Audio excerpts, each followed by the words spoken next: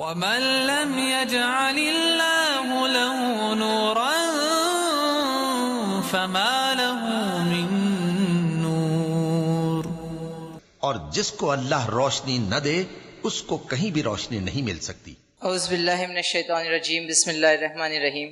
ومن احسن قولا ممن دعا الی اللہ وعمل صالحا وقال اننی من المسلمین، صدق اللہ العلی العظیم۔ معزز سامعین، السلام علیکم ورحمۃ اللہ وبرکاتہ۔ ایک انتہائی اہم اور وسیع موضوع پر گفتگو کرنی ہے۔ موضوع یہ دیا گیا ہے کہ دور جدید اور نوجوانوں کو درپیش چیلنجز۔ یہ موضوع وسیع ان معنوں میں ہے کہ اگر آپ جدیدیت پر اور دور جدید پر بات کرنا چاہیں تو وہ بھی ایک بڑا طویل موضوع ہے۔ چیلنجز کی بات کریں، مسائل کی بات کریں تو ظاہر سی بات ہے کہ ان کی لسٹ اتنی طویل ہے کہ مختصر وقت میں کور نہیں کیا جا سکتا۔ اور میں سمجھتا ہوں کہ آرگنائزرز کے پیش نظر محض مسائل کے گنانا نہیں ہے، بلکہ اس بات کا بھی یہ موضوع متقاضی ہے کہ اس کے حل کے سلسلے میں کچھ اصولی باتیں پیش کی جائیں۔ تو میں کوشش اس بات کی کروں گا کہ اس مختصر وقت میں اپنی گفتگو کو 3 سے 4 بنیادی حصوں میں ڈیوائیڈ کروں۔ ایک تو یہ کہ جس دور میں ہم رہ رہے ہیں اس دور کو، اس کے ڈائنامکس کو، اس کی بنیادوں کو سمجھا جائے۔ دوسری بات یہ کہ جب مسائل کی بات ہو تو مسائل کے مختلف ڈائمنشنز کو سمجھا جائے۔ مسائل میں بنیادی نوعیت کے کیا مسائل ہیں، جوہری نوعیت کے کیا چیلنجز ہیں، ان کو سمجھا جائے، اور ان چیلنجز کی بنیاد پر ابھرنے والے دوسرے سیکنڈری نوعیت کے چیلنجز کو سمجھا جائے، اور اس میں تفریق کس بنیاد پر ہوتی ہے اور کیوں کی جانی چاہیے اس کو سمجھا جائے۔ اور تیسری اور سب سے اہم بات یہ کہ ان مسائل کے سلسلے میں، ان چیلنجز کے سلسلے میں اسلام کیا اصولی موقف رکھتا ہے، اسلام کیا حل رکھتا ہے، اس کو سمجھنے کی کوشش کریں۔ تو ساتھیوں، جب ہم دور جدید کی بات کرتے ہیں تو سب سے پہلا سوال تو یہ پیدا ہوتا ہے کہ آخر یہ جدید کیا چیز ہے۔ عام طور پر یہ سمجھا جاتا ہے کہ جس دور میں ہم رہ رہے ہیں یہ سب سے زیادہ جدید دور ہے، جس ایرا میں ہم جی رہے ہیں یہ ماڈرن دور ہے، یعنی کہ آج کی تاریخ اور 2019 مارچ کی یہ تاریخ جو ہے یہ دور جدید ہے۔ لیکن اگر آپ فلسفے کو پڑھیں یا ان لوگوں کو پڑھیں جنہوں نے نظریات پر کام کیا ہے تو وہ یہ بات کہتے ہیں کہ دور جدید تو گزر چکا ہے، جدیدیت تو پرانی ہو چکی ہے، ماڈرنٹی کوئی نئی چیز نہیں ہے جس کے بارے میں ہم بات کریں۔ بلکہ اگر اس سینس میں لیا جائے تو بظاہر یہ محسوس ہوتا ہے کہ ایک دور جو گزر چکا ہے اب اس کے مسائل اور اس میں جو نوجوانوں کے جو مسائل ہیں اس پر بات کی جائے۔ ہمیں سمجھتے ہیں کہ لوگ آج کی دنیا کو ڈیفائن کرتے ہوئے یہ بات کہتے ہیں کہ یہ مابعد جدیدیت کا دور ہے، یہ پوسٹ ماڈرن ایرا ہے، جہاں پہ ماڈرنٹی پرانی ہو گئی ہے، جدیدیت پرانی ہو گئی ہے۔ ایک پوسٹ ماڈرن ایرا، ایک نئے فلسفے، ایک نئے نظریے کی بنیاد پر یہ دور ابھرا ہے، اور اس کے اپنے کچھ ڈائنامکس ہے، اس کے اپنے کچھ ڈائمنشنز ہیں جو پری ماڈرن ایرا سے بھی مختلف ہے اور ماڈرن ایرا سے بھی مختلف ہے۔ خیر، ہم اس بحث میں نہیں پڑھیں گے کہ یہ اپنے آپ میں کتنی ریلیونٹ اور کتنی زیادہ صحیح تھیوری ہے کہ اس پر لوگوں نے کلام کیا ہے، لیکن بنیادی طور پر جس دور میں ہم جی رہے ہیں لوگ اس کو پوسٹ ماڈرن ایرا اور اب اس سے آگے بڑھ کر پوسٹ ٹروتھ ایرا کہتے ہیں کہ یہ سچائی کے بعد کا دور ہے، یہ جدیدیت کے بعد کا دور ہے۔ اور اس کا جو بیسک ڈائمنشن ہے وہ یہ ہے کہ اس دور میں کسی اصول کے لیے کوئی جگہ نہیں ہے، کسی چیز کے مفہوم کو، اس کے معنی کے تعین کے لیے کوئی جگہ نہیں ہے۔ یعنی کہ آپ کسی چیز کے بارے میں یہ نہیں کہہ سکتے کہ یہ صحیح ہے یا غلط ہے، یہ سچ ہے اور یہ جھوٹ ہے، کیونکہ سچ اور جھوٹ، صحیح اور غلط، یہ سارے ریلیٹیو ٹرمز ہیں، اور ساری کی ساری دنیا بنیادی طور پر پرسپیکٹیو سے ڈیل کرتی ہے، نیریٹیو سے ڈیل کرتی ہے، بس یہ لوگوں کے اوپینینز ہیں۔ یہ آج کے دور کا ایک بنیادی مسئلہ ہے۔ یعنی کہ آج کے دور کو اگر آپ سمجھیں اور آج کے دور ہی کو سمجھنے کے نتیجے میں آج کے دور میں جتنے مسائل ابھرے ہیں اس کو آپ سمجھ سکتے ہیں۔ اس کی بنیاد یہ ہے کہ آج کا دور یہ کہتا ہے کہ دنیا میں خدا نہیں ہے،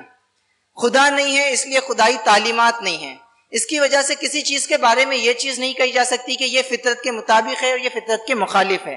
کسی چیز کے بارے میں یہ بات نہیں کہی جا سکتی کہ یہ صحیح ہے اور یہ غلط ہے۔ یہ سارے بس انڈیویجول اوپینینز ہیں، لوگوں کے خیالات ہیں، اور ساری کی ساری چیزیں جو وہ اپنے آپ میں ایٹ اے ٹائم صحیح ہو سکتی ہیں۔ یعنی کہ ایک ہی چیز جو ہے وہ ایک شخص کے نزدیک صحیح ہوگی، دوسرے کے نزدیک غلط ہوگی۔ یعنی کہ اس دور کو ڈیفائن کرنے والوں نے یہ بات بھی کہی کہ یہ بنیادی طور پہ میننگ کے کرائسس کا دور ہے، مفہوم کے کرائسس کا دور ہے، کہ آپ کسی چیز کے بارے میں یہ طے نہیں کر سکتے کہ یہ اس چیز کا مفہوم ہے۔ یعنی کہ سچائی کی اگر آپ بات کریں تو سچائی آخر کس چیز کا نام ہے؟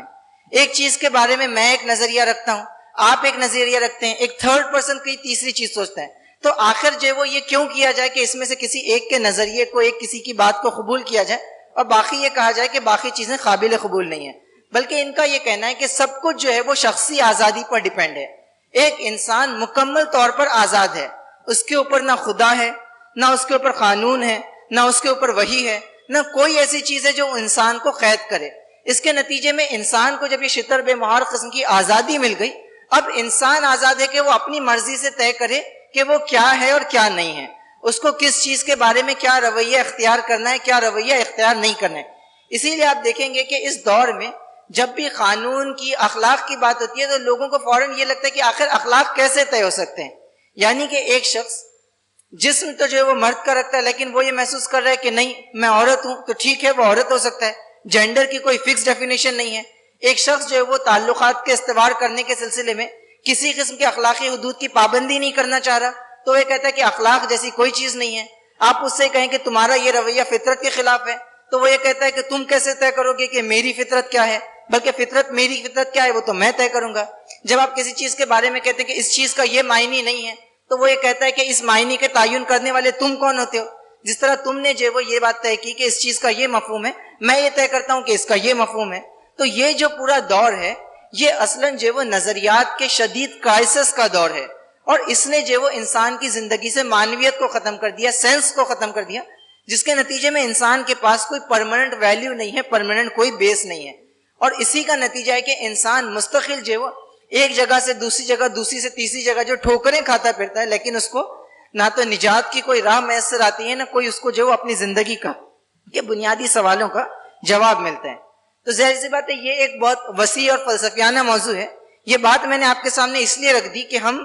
جب مسائل پر بات کریں تو یقیناً جو ہے وہ وقتی بظاہر نظر آنے والی تو بہت سی چیزیں ہوں گی، لیکن اگر حقیقتاً مسائل کو حل کرنا چاہتے ہیں تو یہ بات ضروری ہے کہ اس دور کی بنیادوں کو سمجھا جائے. اگر ہم اس دور کو سمجھیں گے نہیں، اس کے اصل جو تصورات ہے، وہ نظریات جس کے اوپر یہ پورا جو ہے وہ دور، یہ پورا سماج چل رہا ہے، اس کو سمجھیں گے نہیں تو ہم اس کا جواب نہیں دے سکیں گے. اور ایک ریٹورک ہوگا جس کو ہم مستقل دہراتے رہیں گے، لیکن ہم سماج سے کنیکٹ نہیں ہو سکیں گے، سماج ہم سے کنیکٹ نہیں ہو سکے گا. ہمارے سارے آرگیومنٹس ہمارے نزدیک تو بہت مضبوط ہوں گے، لیکن ان کے نزدیک اس آرگیومنٹ کی بنیاد ہی غلط ہوگی، اور ان کی ساری چیزیں جو ان کے نزدیک بہت مضبوط ہوں گی، لیکن ہم اس کو اس کے صحیح فریم ورک میں نہیں سمجھ سکیں گے. اس لیے جب آپ کسی دور میں چاہے نوجوانوں کے مسائل کو سمجھنا چاہیں، بوڑھوں کے مسائل کو سمجھنا چاہیں، بچوں کے مسائل کو سمجھنا چاہیں، مرد اور خواتین کے مسائل کو سمجھنا چاہیں، تو یہ ضروری ہے کہ آپ اس دور کو بھی سمجھیں. اور جب آپ اس دور کو سمجھنے کی بات کرتے ہیں تو اس کا مفہوم یہ نہیں ہے کہ چند واقعات کے حوالے سے دور کو سمجھنے کی، سماج کو سمجھنے کی کوشش کی جائے.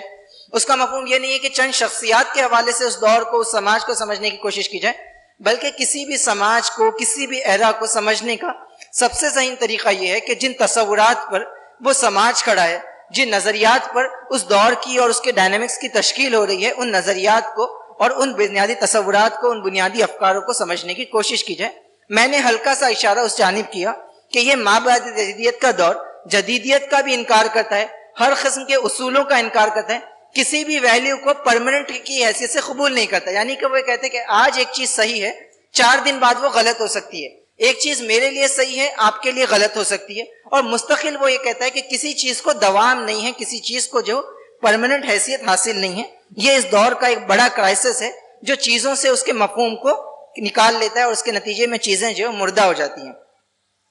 اب اگر آپ اس دور کے اس بنیادی مسئلے کے نتیجے میں جو چیلنجز نوجوانوں کے سامنے آئے ہوئے ہیں اس پہ غور کرنا چاہیں تو میں سمجھتا ہوں کہ اس کو 2 حیثیتوں سے ہم کو سمجھنا پڑے گا. چیلنجز 2 قسم کے ہوتے ہیں. ایک تو وہ چیلنجز ہوتے ہیں جو بظاہر ہم کو فوراً نظر آ جاتے ہیں کہ لوگوں کے پاس لوگوں پر ظلم ہو رہا ہے،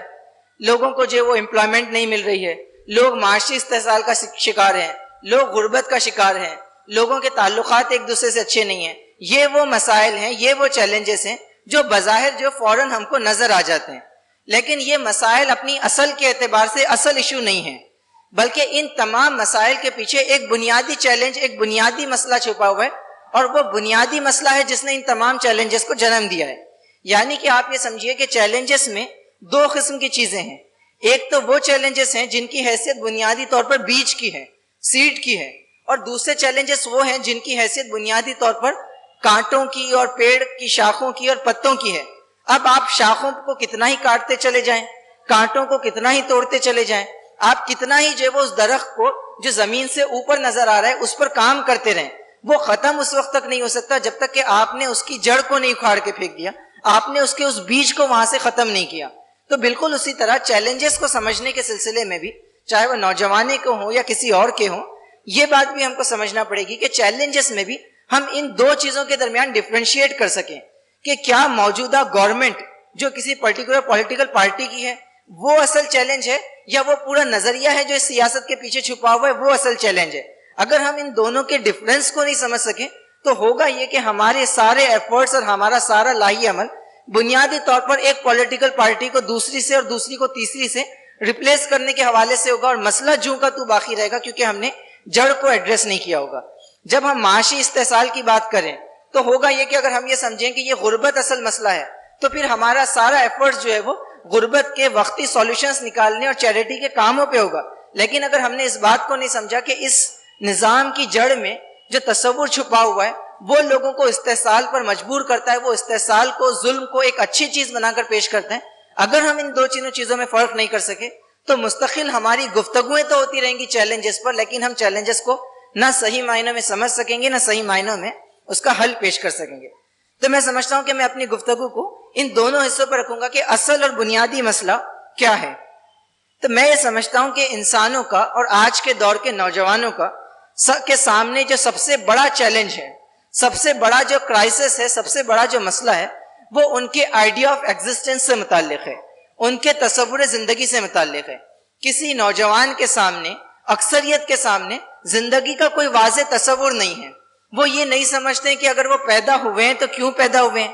اگر وہ زندہ ہیں تو کیوں زندہ ہیں، زندہ ہونے کے بعد اگر وہ مر جائیں گے تو کیوں مریں گے، اور مرنے کے بعد وہ جائیں گے تو کہاں جائیں گے۔ تو یہ جو آپ کے اسٹیج پر جو چار چیزیں آپ کو جماعت اسلامی کے حوالے سے نظر آ رہی ہے کہ اس کا مقصد کیا ہے، اس کا محرک کیا ہے، اس کی اساس کیا ہے اور اس کا طریقہ کار کیا ہے، اصل میں یہ چار وہ بنیادی چیزیں ہیں جو جماعت اسلامی کو درست نہج پر رکھے گی، اور یہی وہ چار چیزیں ہوتی ہیں جو کسی بھی انسان کو صحیح راستے پر رکھتی ہے۔ اور آج کے نوجوان کا سب سے بڑا کرائسس یہ ہے، سب سے بڑا چیلنج یہ کہ وہ ان چاروں چیزوں سے محروم ہے۔ نہ اس کے پاس زندگی کا کوئی مقصد ہے،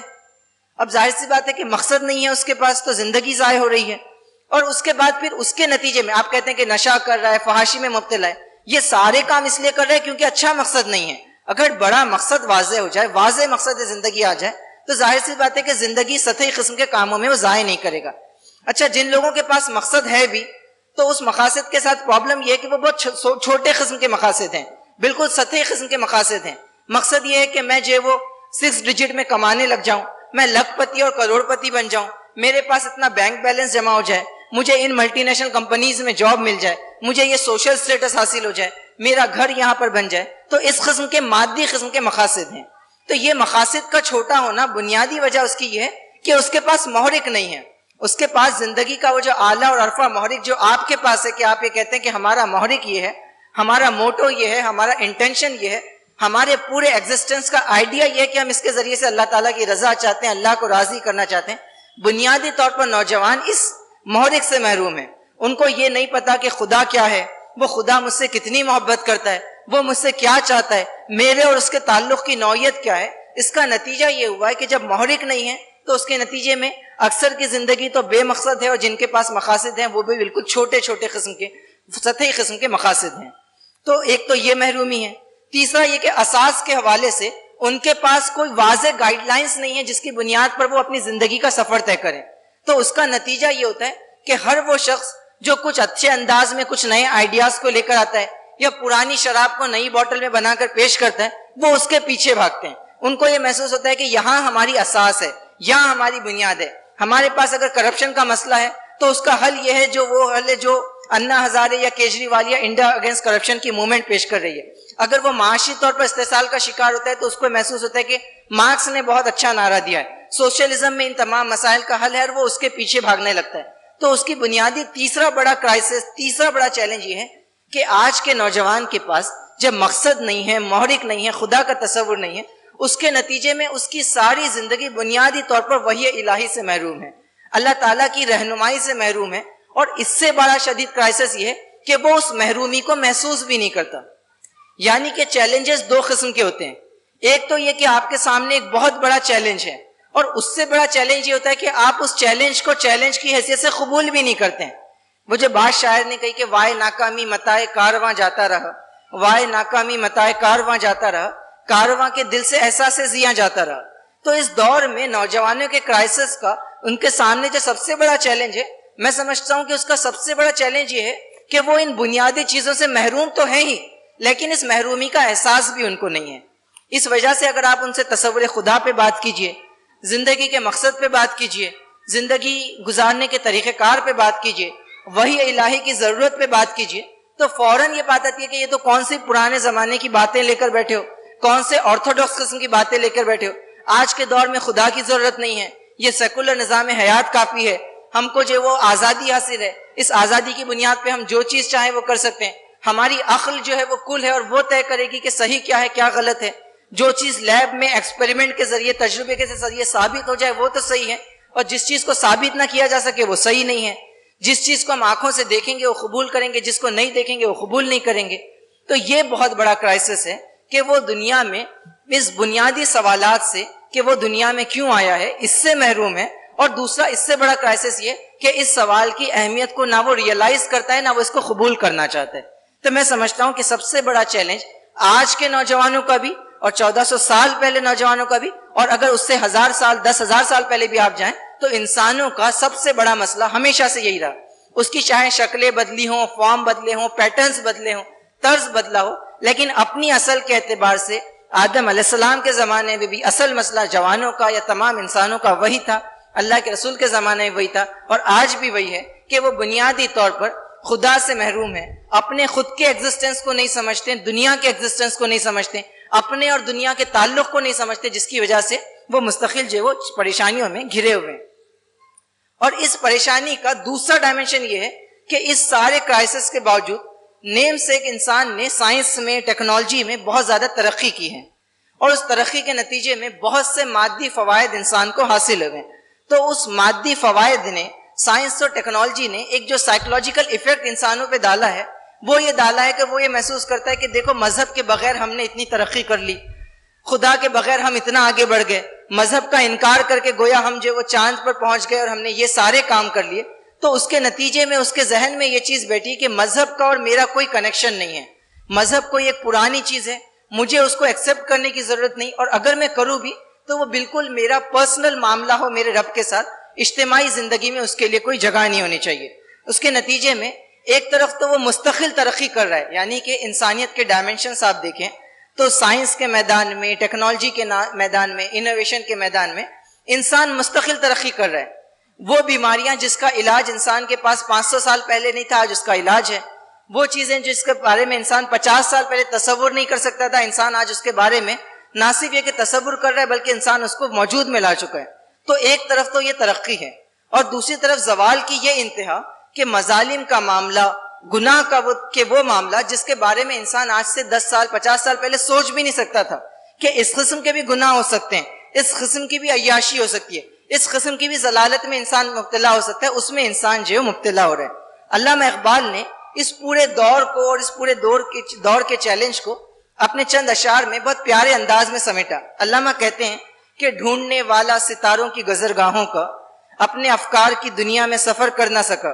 جس نے سورج کی شعاؤں کو گرفتار کیا زندگی کی شب تاریک سحر کر نہ سکا، اپنی حکمت کے خم و پیچ میں الجھا ایسا آج تک فیصلے نفع و ضرر کر نہ سکا. تو انسان کے ساتھ آج کے دور کے جوانوں کا سب سے بڑا مسئلہ یہ ہے کہ انہوں نے آزادی کے تصور کو اتنا زیادہ ایکسپلوئٹ کیا کہ اب وہ خود اپنے نفس کے غلام ہو گئے. انہوں نے جو فیمنزم کو اتنا زیادہ ایکسپلوئٹ کیا کہ اب سب سے بڑا وہی فیمنزم جو آزادی کے نام پر اٹھا تھا وہ عورتوں کے لیے استحصال کا سب سے بڑا سبب بن گیا. انہوں نے معاشی آزادی کے نام پر وہ کچھ چیزیں کی جنہوں نے سب سے زیادہ معاشی طور پر انسانوں پر ظلم کیا. انہوں نے فرد کی شخصی آزادی کو اتنا زیادہ آگے بڑھایا کہ اس کے نتیجے میں معاشرہ بھی برباد ہوا اور سماج بھی برباد ہوا. تو یہ جو کرائسس ہے وہ بنیادی طور پر افکار کے اس کرائسس کے نتیجے میں نکلا کہ جب انسان نے اپنی عقل کو، اپنی سوچ کو، اپنے خیالات کو وہی سے اور وہی کی ضرورت سے اوپر سمجھا اور یہ سمجھا کہ ہم کو اس کی ضرورت نہیں ہے. تو میں سمجھتا ہوں کہ آج کے دور کے نوجوانوں کا اصلاً سب سے بڑا اگر کوئی مسئلہ ہے، سب سے بڑا کوئی چیلنج ہے تو وہ یہ ہے کہ جس کی طرف میں نے اشارہ کیا. اب اس کے جو مینیفیسٹیشنز ہیں، اس کا جو ظاہری شکلیں ہمارے سامنے آ رہی ہے وہ یہ ہے کہ سب سے پہلی شکل جو ہے وہ مادہ پرستی ہے، سیلف سینٹرڈ اپروچ ہے. آپ نوجوانوں کو دیکھیں، آپ ان کو یہ بتائیں کہ دنیا میں اتنے مسائل ہیں، ان کو اس سے کوئی لینا دینا نہیں ہوتا. ان کو یہ محسوس ہوتا ہے کہ اگر میں اچھا کما رہا ہوں، میرے پاس اچھی جاب ہے، میرے اچھے وقتی مسائل پورے ہو رہے ہیں، میری فیملی اچھے سے سسٹین کر رہی ہے، میں اچھے سے زندگی گزار رہا ہوں تو کافی ہے. تو اس بنیادی جڑ کے نتیجے میں سب سے پہلی جو بدترین چیز آئی وہ مادہ پرستی آئی، سیلف سینٹرڈ اپروچ آیا کہ انسان نے اپنی سارے زندگی کو محض اپنی ذات تک محدود کر لیا اور پورا تصور زندگی جو ایٹ ڈرنک اینڈ بی میری، کہ کھاؤ پیو اور مزے کرو، بابر بعیش کوش کے عالم دوبارہ، اس کے دوبارہ دنیا کبھی نہیں ہونے والی ہے، یہی زندگی ہے، جو کچھ کرنا ہے وہ کر لو اور گزر جاؤ.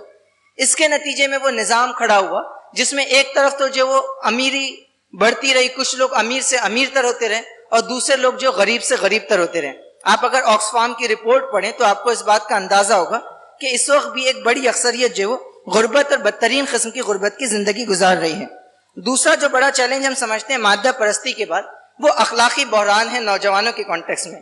کہ فحاشی، عریانی، بے حیائی، گندی فلمیں، گندے ناولز اور اس قسم کی ساری چیزوں کو نہ صرف یہ کہ قبول کر لیا گیا بلکہ اس کو آرٹ اور کلچر کے نام پہ ایک بہت اعلیٰ درجے کی چیز سمجھا گیا. یعنی کہ وہ چیز جو جاہلیت تھی وہ اسٹینڈرڈ بن گئی. ایک چیز جو اب تک بری تھی وہ نہ صرف یہ کہ بری نہ رہی، لوگوں نے اس کو چپکے چپکے کرنا شروع کیا، بلکہ اس سے آگے بڑھ کے لوگ اب اس کو اسٹینڈرڈ کا معاملہ سمجھتے ہیں.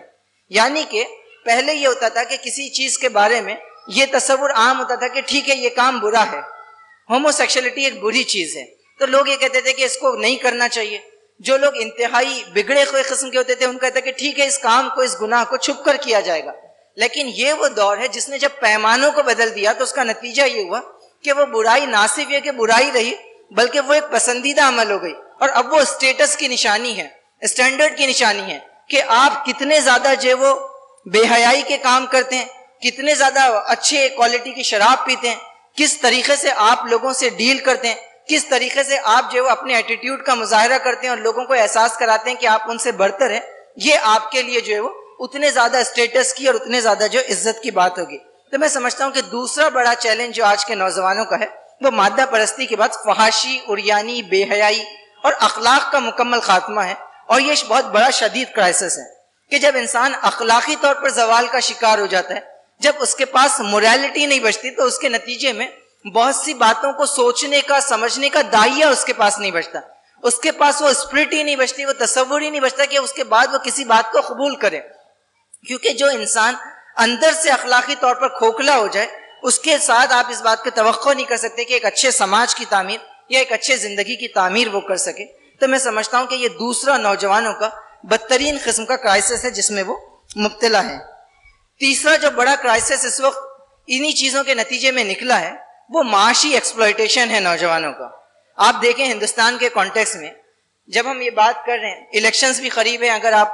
ان لوگوں پر کی گفتگو کو سنیں جو الیکشنز کو ٹریک کرتے ہیں، جو پولیٹیکل انالسٹ ہیں، تو ان میں سے بھی بیشتر کا کہنا ہے کہ اس وقت آنے والے الیکشن میں جو سب سے زیادہ ڈسیسیو مدعا ہوگا، فیصلہ کن جو ایشو ہے وہ جابز کا ایشو ہے، وہ امپلائمنٹ کا ایشو ہے. تو آپ یہ دیکھتے ہیں کہ ایک طرف تو ملک کے جی ڈی پی میں بظاہر گروتھ ہو رہی ہے، ملک کی مجموعی دولت میں گروتھ ہو رہی ہے، لیکن اس کے نتیجے میں معاشی طور پر جو صورتحال نوجوانوں کی ہے وہ شدید قسم کی ہے. ہندوستان کی ایک بڑی اکثریت 65% کے قریب لوگوں کے بارے میں یہ کہنا ہے کہ وہ 35 سال سے کم عمر کے ہیں، اور اتنی بڑی اکثریت اپنے مستقبل کے تعلق سے انسرٹن ہے. اس کے پاس کوئی واضح چیز نہیں ہے کہ اگر میں گریجویشن کمپلیٹ کر لوں، اگر میں پی جی کمپلیٹ کر لوں تو میرے سامنے کون سے آپشنز جو ہے وہ معاش کے سلسلے میں کھلے ہوئے ہیں، کیا میں سسٹین کر سکوں گا. یہ جو معاشی بحران پورا کا پورا ہے جس کے نتیجے میں ایک طرف تو جو ہے وہ چیزیں مہنگی ہو رہی ہیں، انسان کے لیے بنیادی ضروریات کا پورا کرنا مشکل ہو رہا ہے، ایسے معاشرے میں، ایسے اکنامک کرائسس میں سسٹین کر سکوں گا یا نہیں. ہو سکتا ہے کہ ہمارے نزدیک یہ مسئلہ اتنی جوہری نوعیت کا نہ ہو اور اس کو ہونا بھی نہیں چاہیے میرے ذاتی انڈرسٹینڈنگ کے مطابق، لیکن اس کے باوجود بھی یہ اپنے آپ میں ایک انتہائی اہم نوعیت کا مسئلہ ہے. اور ہمارے جو مدعو ہیں، جو نوجوان ہیں، وہ یہ سمجھتے ہیں کہ فی الحال ان کے زندگی کا سب سے بڑا اگر مسئلہ کوئی ہے تو وہ یہ معاشی بحران ہے. تو اس حوالے سے بھی جو کام کرنے کی اور سوچنے کی ضرورت ہے کہ ہم جو اس مسائل کے سلسلے میں انسان کو کیا حل پیش کر سکتے ہیں، کیا آپشن اس کے سامنے رکھ سکتے ہیں. تو تیسرا بڑا نوجوانوں کا مسئلہ جو وہ اکنامک کرائسس کا، اکنامک انسٹیبلٹی کا ہے. آپ یہ دیکھیں کہ ہر نوجوان، اور آپ جس سے بھی ملیں، جو لوگ جاب پر ہیں وہ اس بات سے مطمئن نہیں ہے کہ مجھے جو معاشی ضرورت مل رہی ہے وہ کافی نہیں ہے. جس کے پاس جاب نہیں ہے وہ اس بات کو لے کر پریشان ہے کہ جاب نہیں ہے. جس کے پاس جاب یا بزنسز ہے وہ اس بات کو لے کر پریشان ہے کہ یہ ہے تو صحیح لیکن یہ کافی نہیں ہے. جس کے پاس اس سے زیادہ ہے وہ اس پر بھی مطمئن نہیں ہے. تو ایک تو وہ حل میں مزید ہے، مٹیریلزم ہے جو انسان کو مستقل بے چین رکھ رہا ہے، اور دوسری طرف سماج کا اوپر سے آیا ہوا پریشر ہے. اس کے بعد میں سمجھتا ہوں کہ ایک اور جو بہت بڑا کرائسس ہے وہ ہے ذہنی غلامی اور مروبیت کا. انڈین کانٹیکسٹ میں آپ دیکھیں کہ جب ہم 150-200 سال تک جو اس غلامی کے دور سے گزرے انگریزوں کی، تو غلامی کا سب سے بڑا مسئلہ یہ نہیں ہوتا کہ آپ سیاسی طور پر غلام ہونے کے نتیجے میں ملک آپ کے ہاتھ سے چلا جاتا ہے، بلکہ سب سے بڑا اس کا جو اثر ہوتا ہے وہ یہ کہ انسان ذہنی طور پر غلام ہو جاتا ہے، اخلاقی طور پر غلام ہو جاتا ہے، اس کے اسٹینڈرڈز بدل جاتے ہیں. اب اس کو یہ لگتا ہے کہ تمام چیزیں جو امریکہ سے، یورپ سے، بالی ووڈ سے اور اس خاص دنیا سے آ رہی ہیں وہ اسٹینڈرڈ ہے، اور جو کچھ ہمارے پاس ہے وہ خراب ہے. اور یہ جو ذہنی غلامی ہے یہ سیاسی قسم کی غلامی سے زیادہ خراب ہے. تو میں سمجھتا ہوں کہ انڈین کانٹیکسٹ میں نوجوانوں کا چوتھا بڑا مسئلہ ہے کہ چاہے وہ نیشنلزم کا کتنا ہی نعرہ کیوں نہ لگا دے، یہاں کی پوری سوسائٹی بنیادی طور پر ذہنی غلامی کا شکار ہے، مروبیت کا شکار ہے. یہ مروبیت جو مختلف شکلوں میں ہمارے سامنے آتی رہتی ہے، میں اس کا ذکر جو ہے وہ نہیں کروں گا. اس کے بعد یہ کہ ان چیزوں کے علاوہ ایک جو بنیادی ضرورت نوجوانوں کی اس ایج میں ہوتی ہے وہ یہ کہ ان کو سکون ملے، ان کو اطمینان قلب ملے. اور اطمینان قلب کا بنیادی جو آئیڈیا ہے وہ یہ کہ اللہ بذکر اللہ تطمئن القلوب، کہ اللہ کے ذکر میں دلوں کا اطمینان چھپا ہوا ہے. تو ایک طرف تو یہ وہ نوجوان ہے جو خدا سے ناآشنا ہے، اس کے دین سے ناآشنا ہے. دوسرے یہ کہ اتنے سارے مسائل کو اس نے اپنے اوپر اوڑھ لے رکھا ہے. اس کا نتیجہ یہ کہ مستقل ہر نوجوان جو ہے وہ کمی یا زیادتی کے ساتھ ڈپریشن کا شکار ہے، اینزائٹی کا شکار ہے. اور لوگ یہ کہتے ہیں کہ اس وقت دنیا کے سب سے بڑی بیماریوں میں سے اگر کوئی ایک بیماری ہے تو وہ ڈپریشن ہے. تو یہ ایک بہت بڑا کرائسس ہے جس نے ایک نئی انڈسٹری کو جو جنم دیا ہے، جو نیو اسپرچول موومنٹس ہم دیکھتے ہیں کہ بابا اور وہ لوگ آرٹ آف لیونگ کے نام پہ، یوگا کے نام پہ، رام رحیم اور اوشو اور یہ سارے جو ہیں یہ نیو اسپرچول موومنٹس، کہ ہم انسان کو جو سکون سے محروم ہے، وہ جو قلبی اطمینان سے محروم ہے، جو وہ روحانیت سے محروم ہے، اس کی اس ضرورت کو پورا کریں گے. تو وہ ایک پوری انڈسٹری اصلاً اسی چیز کو ٹیپ کرنے کے لیے ابھری ہے کہ وہ یہ چاہتے ہیں کہ جو وہ انسان یہ جو ذہنی سکون سے محروم ہے. تو پانچواں یہ بڑا مسئلہ محسوس کرتے ہیں کہ ذہنی اطمینان اور سکون جو ہے وہ انسان کو ساری مادی چیزیں مل جانے کے باوجود بھی حاصل نہیں ہے. اور چھٹی چیز جس کے ساتھ میں اپنی گفتگو کو مسائل کے حوالے سے ختم کروں گا وہ یہ ہے کہ ان ساری چیزوں کے نتیجے میں ایک قسم کا ایکسٹریمسٹ اپروچ، ایک شدت پسندی کا اپروچ جو ہے وہ نوجوانوں کے اندر ڈیولپ ہوا ہے. وہ شدت پسندی کبھی جو ہے وہ نیشنلزم کی شکل لیتی ہے جو آج ہمارے پاس ہے، کبھی وہ جو کسی دوسری شکل میں آئے گی، لیکن ان ساری چیزوں کے نتیجے میں ایک شدت پسندانہ رویہ، ایک ایکسٹریمسٹ اپروچ جو وہ نوجوانوں میں ہم کو نظر آ سکتا ہے. اور بھی بہت سے مسائل ہو سکتے ہیں، لیکن بنیادی طور پر یہ 6 مسائل جو ہے وہ ہم نے آئیڈینٹیفائی کیے ہیں کہ یہ بڑے مسائل ہیں جس کو آج کا دور کا نوجوان فیس کر رہا ہے. اور ان تمام مسائل کی جو جڑ ہے وہ بنیادی طور پر بس اتنی سی ہے کہ وہ اپنے رب کو نہیں جانتا، اپنے آپ کو نہیں جانتا، اپنے مقصد زندگی کو نہیں جانتا. جب وہ ان تینوں چیزوں کو جان لے تو پھر وہ بنیاد درست ہو جائے گی جس کے اوپر سے جو ان تمام مسائل کا حل کرتے ہوئے ایک اچھے معاشرے کی تعمیر ہو سکتی ہے. تو آخر میں حل کے سلسلے میں بس یہی بات کہتے اپنی گفتگو ختم کریں گے کہ اکثر جب مسائل نئی نئی شکلوں میں آتے ہیں تو انسان، وہ لوگ جن کے پاس حل موجود ہیں، وہ بھی بعض اوقات بے اطمینانی کا شکار ہوتے ہیں، وہ اعتماد کو کھو دیتے ہیں اور ان کو یہ لگتا ہے کہ یہ نئے دور کے مسائل ہیں تو اس کا حل بھی کچھ نیا ہوگا، یہ نئے دور کے چیلنجز ہیں، اس کا حل بھی کچھ نئے قسم کا ہی ہوگا، اس کو کسی نئی بنیادوں پہ حل کرنا ہوگا. لیکن ہم کو یہ سمجھنا پڑے گا کہ مسائل کی شکلیں کتنی کیوں نہ بدلیں، اس کا حل جو ہے اسی بنیاد میں ہوتا ہے. اور آپ اس بنیاد کو آپ دیکھیں کہ انبیاء نے جس بنیاد پہ اپنے دور کے مسائل کو حل کیا، یہ مسائل ایسا نہیں ہے کہ آج ہی کے دور میں آئے، یہ مسائل اللہ کے رسول کے زمانے میں بھی رہے، سیدنا نوح علیہ السلام کے زمانے میں بھی رہے اور دیگر انبیاء کے زمانے میں بھی رہے. تو ان کا جو طریقہ کار تھا مسائل کو حل کرنے کے سلسلے میں وہ بڑا واضح تھا، اور وہ یہ تھا کہ وہ لوگوں کے سامنے اللہ کے دین کی دعوت کو پیش کرتے تھے، توحید، رسالت، آخرت کے بنیادی تصور کو پیش کرتے تھے، اور ان سے یہ بات کہتے تھے کہ اگر تم اس بات کو قبول کرو گے تو اس کے نتیجے میں ہی تمہاری نجات ہوگی. یقیناً علامہ اقبال نے جو بات کہی کہ آئین نو سے ڈرنا، طرز کہن پہ اڑنا، تو طرز کہن پہ نہیں اڑنا چاہیے، لیکن طرز کہن پہ نہ اڑنے کا یہ مطلب نہیں ہے کہ ہر نئی آنے والی چیز کو یا ہر پاپولسٹ قسم کی چیز کو حل کے طور پہ قبول کر لیا جائے، بلکہ ہمارا جو طرز ہوگا، ہماری جو اسٹریٹجی ہوگی، اس میں تو کچھ تبدیلیاں ہو سکتی ہیں، ٹولز میں کچھ تبدیلیاں ہو سکتی ہیں، لیکن حل تو وہی ہوگا جس کو اقبال نے کہا کہ شراب کہن پھر پھیلا ساخیاں، وہی جام گردش میں لا ساخیاں۔ تو شراب کہن جو ہے، اسلام کا جو آفاقی تصور ہے، وہ آپ کو نوجوانوں کے سامنے پیش کرنا پڑے گا، نوجوانوں کے ان مسائل کے کانٹیکس کے سامنے پیش کرنا پڑے گا۔ ان تمام مسائل کے باوجود ایک بڑی خوبصورتی اس دور کے جوانوں کی یہ ہے کہ وہ جو آزادانہ سوچنے کے عادی ہیں، تو اگر جو وہ اس آزادانہ سوچ کے اس تصور کو یا اس پریکٹس کو ہم اڈاپٹ کریں اور ان کے سامنے اسلام کو ایک حل کی حیثیت سے پیش کریں، تو میں امید کرتا ہوں کہ یقیناً جو ہے وہ نوجوانوں کی ایک بڑی تعداد جو ہے وہ جوق در چوق اس دین میں داخل ہوگی، جس کے نتیجے میں وہ خود اپنی زندگی کے ان چیلنجز کو فیس کرنے میں کامیاب ہوگی، اپنی زندگی کے مسائل کو حل کرے گی، اور نہ صرف یہ کہ اپنے زندگی کے مسائل کو حل کرے گی، بلکہ سارے سماج کے سامنے جو چیلنجز ہیں وہ اس کو بھی حل کرنے کی قوت جو ہے وہ بہم پہنچائے گی۔ اللہ رب العزت سے دعا ہے کہ اللہ تعالیٰ ان چیزوں کو سمجھنے کی توفیق عطا فرمائے، اللہ تعالیٰ عمل کی توفیق عطا فرمائے۔ آمین وآخر دعوانا ان الحمدللہ رب العالمین۔ أن أقيموا الدين ولا تتفرقوا فيه، دین کو قائم رکھنا اور اس میں پھوٹ نہ ڈالنا۔